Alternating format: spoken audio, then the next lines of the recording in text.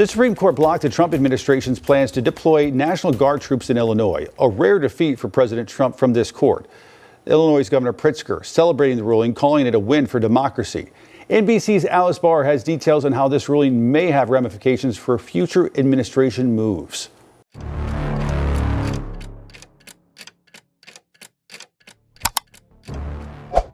Certains épisodes ne changent pas les règles, mais révèlent jusqu'où elles s'étendent réellement.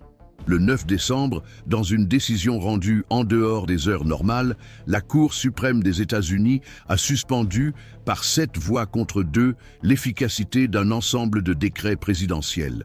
Parmi les dispositions concernées figurent des instructions autorisant le recours à la garde nationale dans des opérations nationales sans le consentement des États, ainsi que des directives élargissant le contrôle direct de l'exécutif sur les agences fédérales de régulation. La mesure a été rédigée sous la forme d'une injonction provisoire avec effet immédiat, suscitant des réactions simultanées au sein des services de la Maison-Blanche, du Congrès et des gouvernements des États concernés. Le contenu de l'arrêt ne se contente pas de délimiter de manière textuelle les limites constitutionnelles du pouvoir présidentiel. Il lie également cette délimitation à des principes qui avaient été peu sollicités sur le plan judiciaire au cours des dernières décennies. Même si la décision a des effets techniques bien définis, son accueil a généré une instabilité opérationnelle dans de multiples secteurs de l'exécutif et a inauguré un cycle de réinterprétation juridique sur la séparation des pouvoirs. L'impact de cet épisode ne s'est pas limité à ce qui s'est passé dans la salle à ce moment-là. Le passage le plus cité du vote principal, signé par une majorité non identifiée individuellement, mais avec l'adhésion confirmée de 3 juges nommés par l'administration concernée, affirme qu'aucun président ne peut, par décret, annuler le rôle législatif du Congrès ou redéfinir les termes de sa propre autorité sans fondement juridique. Bien que juridique, cette formulation a des implications directes sur la logique de gouvernance adoptée depuis la 2e année du mandat actuel. Au cœur de la controverse se trouve la notion d'autorité exécutive totale, invoquée à plusieurs reprises par les représentants de la présidence comme fondement de décision unilatérale dans des domaines qui, historiquement, exigeaient un certain degré de négociation interinstitutionnelle. La réaction de la Cour, affirmant que cette notion n'a pas de fondement constitutionnel, interrompt non seulement des actes spécifiques, mais remet également en question le modèle décisionnel adopté jusqu'à présent. Cela oblige l'administration à recalibrer, à court terme, toute son ingénierie juridique de mise en œuvre des politiques publiques par le biais d'ordonnances directes. Bien que la décision n'invalide pas rétroactivement tous les effets produits par les ordonnances présidentielles concernées, elle suspend leur application future et conditionne leur éventuelle reprise à un réexamen législatif ou à un nouveau jugement au fond. Le délai pour ce réexamen n'a toutefois pas été précisé, ce qui accroît la zone d'incertitude juridique. Plusieurs agences réglementaires fédérales, dont les dirigeants avaient été nommés dans le cadre d'une subordination directe au cabinet exécutif, ont commencé à fonctionner avec prudence, attendant des décisions juridiques avant d'exécuter des actes administratifs basés sur des ordonnances désormais contestées. Les gouverneurs d'au moins 4 États ont annoncé le même jour qu'ils considéraient comme suspendues les coopérations opérationnelles avec le gouvernement fédéral en matière de sécurité, citant la nouvelle interprétation de la Cour suprême. Les rapports internes du ministère de la Justice et du Bureau de la Gestion et du Budget ont été immédiatement réécrits afin de supprimer les passages fondés sur l'autorité exécutive, désormais invalidée. Ce changement institutionnel affecte le fonctionnement quotidien du gouvernement à des niveaux qui dépassent la portée de la décision judiciaire. Il ne s'agit pas seulement de réviser des actes administratifs. Le raisonnement utilisé par la Cour impose une relecture structurelle de ce qui peut ou non être considéré comme relevant de la compétence exclusive de l'exécutif. Jusqu'à présent, une grande partie du fonctionnement récent de l'administration fédérale reposait sur des interprétations extensives, légitimées par des avis internes qui sont désormais remises en question. Les spécialistes du droit constitutionnel observent que cette décision a un effet similaire à la limitation historique du privilège exécutif imposé au président Richard Nixon en 1974.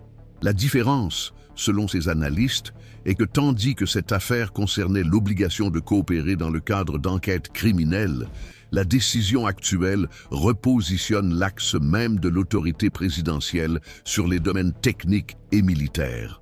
C'est dans ce contexte que la décision de la Cour suprême s'inscrit comme un épisode hors norme, non seulement en raison du contenu juridique du vote, mais aussi en raison du degré de dissonance interne qu'il produit, y compris entre les membres nommés par la présidence elle-même.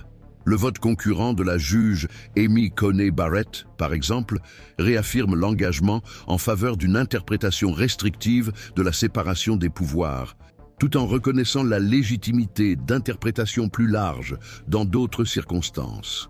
L'extrait signé par le président de la Cour, John Roberts, avertit quant à lui que l'autorité sans frein déforme l'équilibre républicain qui soutient la légitimité institutionnelle. Cette formulation, bien que synthétique, résume la ligne centrale de la décision, la réaffirmation de la limite comme principe constitutif et non comme obstacle politique. En coulisses, des sources proches des conseillers juridiques de la Maison-Blanche affirment que la lecture initiale de l'arrêt a été accueillie comme un revers structurel, susceptible d'inhiber de futures ordonnances avant même leur publication. Certains membres du cabinet juridique interprètent la décision comme un signe qu'il n'y aura pas de marge de manœuvre pour des négociations informelles concernant la mise en œuvre de politiques sans base législative claire. D'autres, cependant, soulignent que le vote laisse ouverte la possibilité de reconstruire les directives par le biais de voies législatives. Pour ces secteurs, la question n'est pas l'autorité de l'exécutif en soi, mais la manière dont elle est invoquée et documentée. Cette divergence interne suggère que le différend interprétatif n'est pas encore terminé, même si la décision est déjà en vigueur. L'historique des décisions de l'actuelle Cour suprême montre qu'il n'y a pas toujours d'uniformité quant à l'étendue du pouvoir présidentiel. Mais l'alignement observé dans cette affaire indique un tournant. Lorsque des juges traditionnellement favorables à la déférence exécutive choisissent de la restreindre sur la base de fondements constitutionnels, cela signifie que la balance interprétative a basculé. La conséquence pratique immédiate est le gel de plus de 30 décrets présidentiels.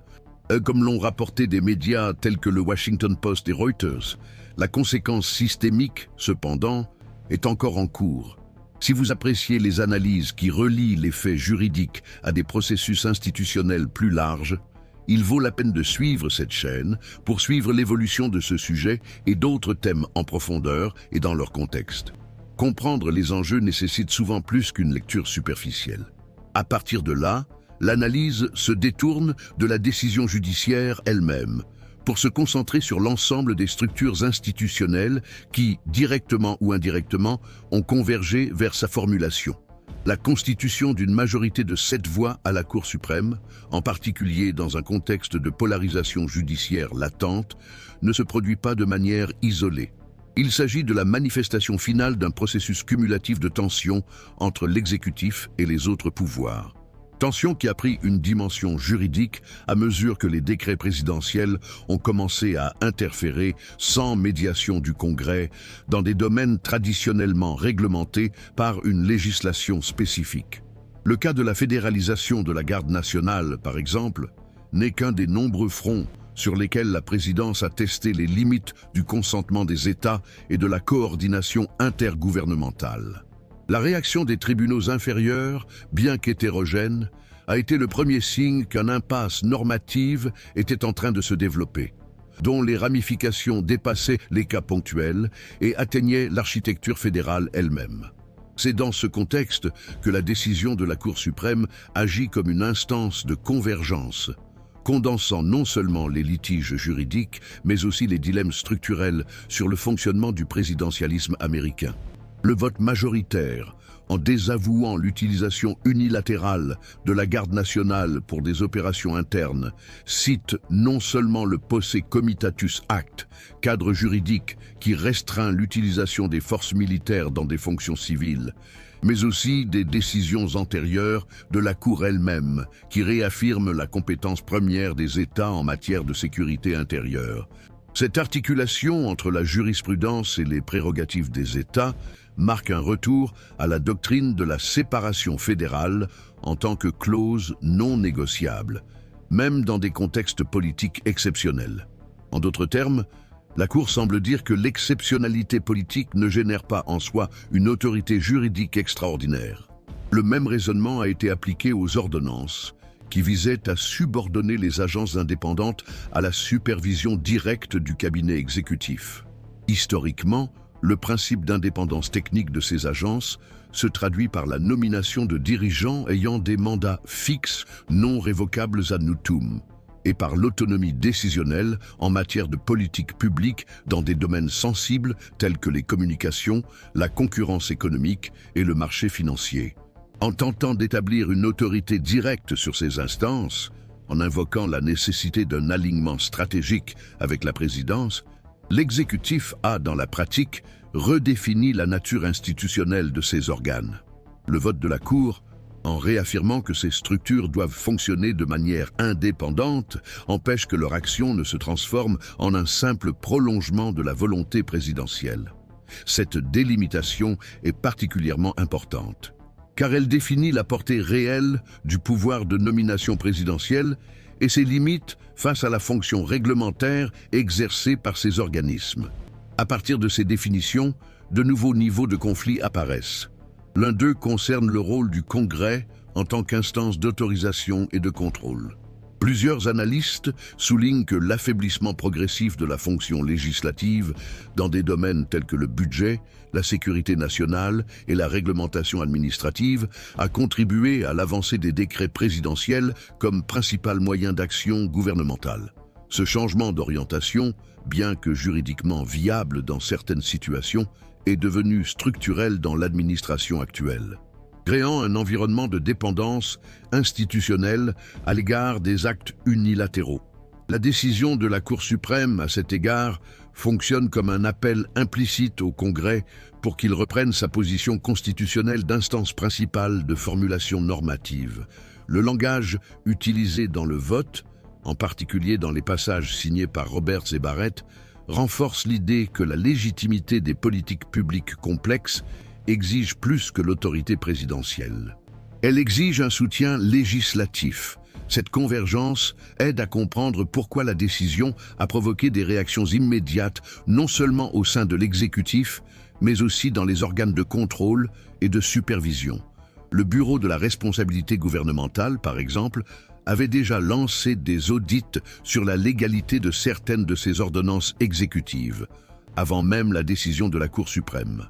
Le contrôleur général et le Bureau de l'éthique gouvernementale révisaient également leurs directives internes à la lumière des mesures présidentielles qui affectaient directement l'allocation des ressources et les critères de nomination. Avec la suspension judiciaire, ces processus ont pris un nouvel élan, car ils bénéficient désormais d'un soutien institutionnel pour remettre en question la validité d'actes qui, jusqu'alors, étaient exécutés sous le couvert de l'autorité légitime.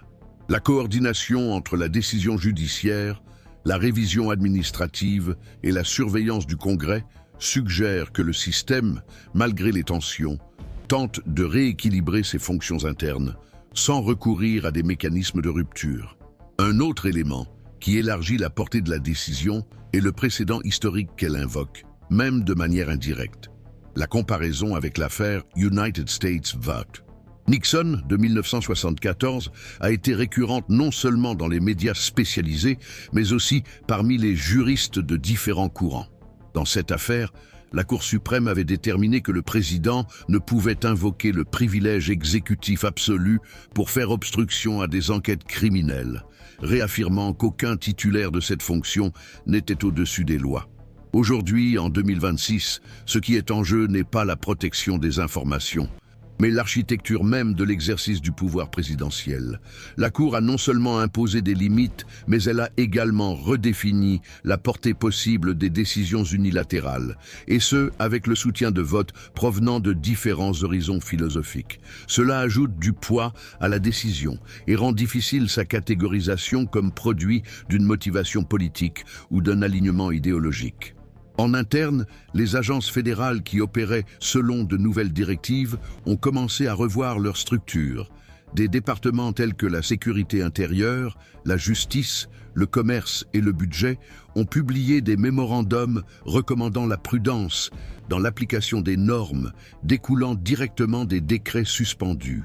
En coulisses, des informations selon lesquelles des cabinets juridiques réévaluent des avis déjà émis indique que la décision a affecté non seulement les échelons supérieurs de l'exécutif, mais aussi le fonctionnement même de l'appareil public. Les politiques migratoires, les directives en matière de recrutement et les programmes de financement sont désormais considérés comme des zones à risque juridique. Des instructions explicites stipulent qu'aucune nouvelle mise en œuvre ne doit avoir lieu, jusqu'à ce qu'une nouvelle position législative ou judiciaire soit adoptée. Cette reconfiguration ne se limite pas au fonctionnement pratique des agences. Elle signale un mouvement plus large de revalorisation des mécanismes institutionnels de contention réciproque. En d'autres termes, le système politique américain, souvent accusé d'inertie ou de paralysie, répond actuellement à une tentative de centralisation excessive avec ses propres instruments d'équilibre. La Cour suprême, en activant ce mécanisme, ne le fait pas de manière isolée. Elle s'inscrit dans un champ de tension déjà activé, qui comprend des résistances au niveau des États, des dissidences internes au sein de l'exécutif, des mouvements au Congrès et des réactions de la part d'organismes techniques. C'est pourquoi des décisions comme celle-ci ne mettent pas fin à un processus, mais le déclenchent souvent. Il n'est pas encore possible de mesurer avec précision la portée institutionnelle que le vote de la Cour aura dans les mois à venir. Mais on peut déjà affirmer qu'il a modifié le climat de permissivité normative qui s'était installé. Au lieu d'une attente de continuité, c'est la nécessité d'une révision qui s'est installée. Et c'est là que le rôle de la couverture journalistique analytique devient essentiel. Lorsque des décisions judiciaires affectent directement les rouages institutionnels d'un pays, suivre leur développement avec profondeur et clarté n'est pas seulement pertinent. C'est une partie intégrante du processus démocratique lui-même.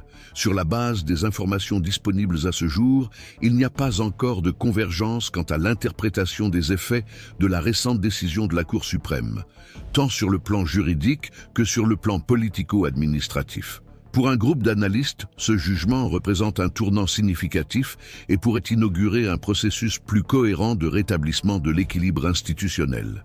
D'autres, cependant, estiment que ces effets tendent à être conditionnés par les circonstances et pourraient s'avérer plus transitoires que structurels, surtout si le Congrès n'assume pas un rôle normatif ou si l'exécutif identifie des voies d'interprétation capables de rétablir une partie de l'autorité qui a été restreinte. Cette ambiguïté s'explique non seulement par le contenu de la décision, mais aussi par la manière dont elle sera appropriée, réinterprétée ou remise en question par les différentes instances du système politique.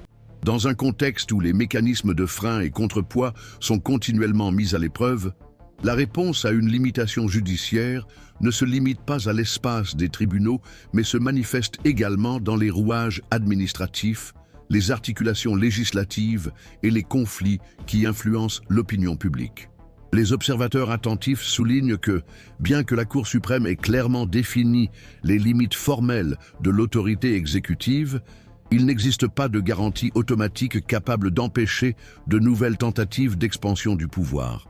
L'histoire récente montre que plusieurs des ordonnances désormais suspendues avaient des précédents similaires, qui ont ensuite été ajustées dans leur formulation ou leur portée, sans que leur logique centrale soit effectivement abandonnée. Ce schéma suggère que, même face à une décision judiciaire ferme, l'exécutif peut adopter une attitude de plus grande prudence formelle, tout en conservant ses objectifs stratégiques. l'élément distinctif du nouveau contexte réside dans le renforcement de la surveillance institutionnelle et juridique, qui tend à s'intensifier face aux précédents établis. Parmi les juristes qui suivent de près les développements du procès, des divergences persistent quant à son extension interprétative. Un courant considère le vote majoritaire comme une réaffirmation rigoureuse du texte constitutionnel, soulignant la séparation formelle des pouvoirs et la délimitation précise des compétences. Une autre lecture, plus large, soutient que la Cour a également émis un jugement sur la méthode de gouvernance elle-même, indiquant que les décisions hautement complexes exigent une délibération institutionnelle partagée et que l'exécutif ne peut remplacer, par des actes unilatéraux, ce que la Constitution réserve expressément au processus législatif. Ainsi, le débat ne se limite pas au contenu invalidé, mais s'étend au modèle décisionnel qui devient implicitement exigé à partir de ce moment. Sur le plan institutionnel, l'un des impasses les plus immédiats concerne les actes pratiqués sur la base des ordonnances désormais suspendues. Bien que la formulation du vote ait évité des effets rétroactifs directs, l'incertitude demeure quant aux mesures administratives qui sont en cours ou en phase de mise en œuvre. Les services juridiques de plusieurs agences ont entamé des révisions internes des décisions récentes, couvrant les nominations, les ajustements contractuels et les modifications réglementaires. Parallèlement, les gouverneurs des États touchés par les tentatives de fédéralisation de la garde nationale ont commencé à organiser des registres officiels des éventuels dommages institutionnels ou administratifs résultant de ces initiatives. Le volume de ces révisions indique que le système fonctionne désormais selon un principe de prudence accrue, dans lequel toute action suggérant une centralisation excessive tend à être rapidement soumise à un examen juridique.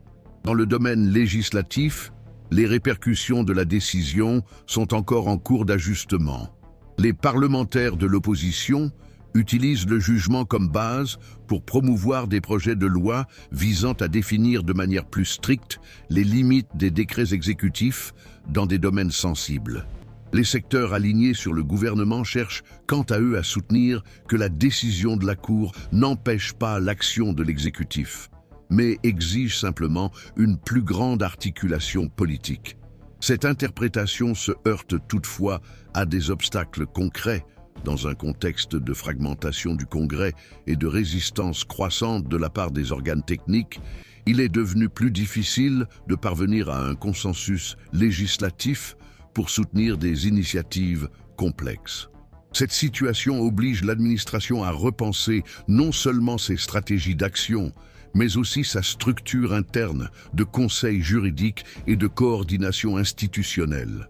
Les implications s'étendent également aux relations entre les différents niveaux de gouvernement. La tentative de fédéralisation non consentie de la garde nationale a été interprétée par plusieurs gouverneurs comme une violation du pacte fédératif. En invalidant cette directive, la décision de la Cour suprême agit comme un instrument de protection juridique pour les États, renforçant leur capacité à refuser de coopérer à des initiatives qui dépassent les limites constitutionnelles de l'autorité fédérale. Ce renforcement de l'autonomie des États peut s'étendre à d'autres domaines, tels que l'éducation, l'environnement et la réglementation sanitaire, dans lesquels des conflits similaires s'accumulaient déjà. L'effet pratique est le renforcement du rôle des États en tant qu'instance de contention face aux avancées d'un programme excessivement centralisateur. Sur le plan symbolique, cet épisode relance le débat sur les contours du présidentialisme aux États-Unis d'Amérique. Au fil des décennies, un mouvement progressif de concentration du pouvoir au sein de l'exécutif s'est consolidé, souvent justifié par des urgences politiques ou par la prétendue inefficacité des processus législatifs. La décision de la Cour suprême met en tension cette trajectoire, en réaffirmant que la fonctionnalité administrative ne peut être atteinte au détriment de l'intégrité constitutionnelle.